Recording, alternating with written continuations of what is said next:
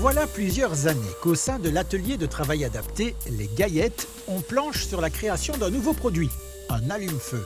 Un choix surprenant pour cette menuiserie, eh bien pas tant que ça. On produit énormément de sciure et cette sciure aujourd'hui elle est bêtement jetée. Et on s'est dit pourquoi pas essayer de profiter de cette production de sciure pour se créer un produit, pour créer une plus-value et pour développer une activité dans nos ateliers. Une démarche qui a nécessité un gros travail de réflexion pour d'abord trouver le produit à fabriquer avec la sciure et puis maintenant sa recette qui inclut également les résidus de papier de l'entreprise voisine.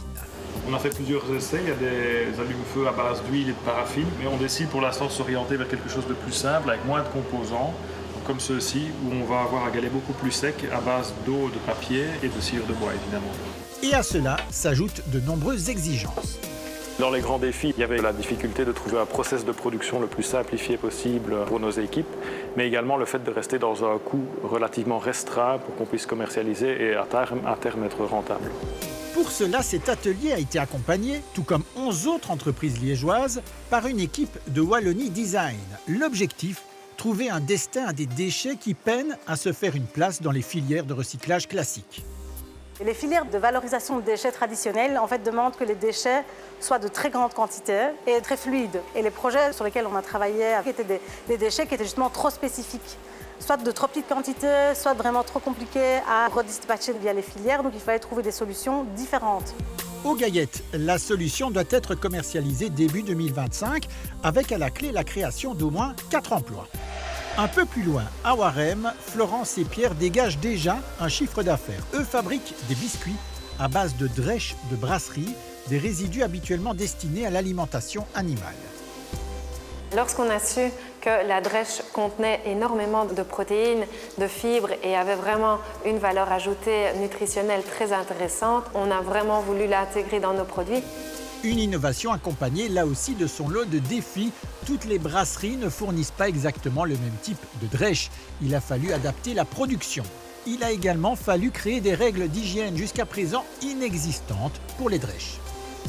Nous avons dû faire valider avec l'AFSCA l'ensemble des processus, que ce soit la température à laquelle on devait le transporter, comment conditionner les produits et également faire valider l'ensemble du process de A à Z. Des efforts récompensés, aujourd'hui 4 brasseries font appel à la start-up pour produire leurs propres crackers, dont une qu'on ne présente plus, la brasserie d'Achouf. Les productions ont débuté le 1er juin de cette année, donc l'usine est déjà full depuis cette date, à raison de 4 tonnes de production par semaine par shift, ce qui représente un chiffre d'affaires de l'ordre de 40 000 € par mois. Et des crackers qui, via le réseau commercial de la Chouf, sont déjà vendus en France ou en Grande-Bretagne. Un modèle d'économie circulaire que la région wallonne souhaite répliquer dans ses entreprises.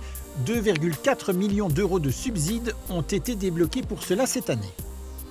On observe que 60% des entreprises ne connaissent pas le concept d'économie circulaire, ce qui est énorme. Et donc ça veut dire que dans les pratiques d'économie circulaire, très peu d'entreprises vont plus loin dans la démarche. Beaucoup d'entreprises pratiquent le recyclage, le tri des déchets, mais l'économie circulaire, c'est beaucoup plus large que ça. Et ça implique vraiment donc une transition profonde de la façon de produire et de la façon d'organiser son activité.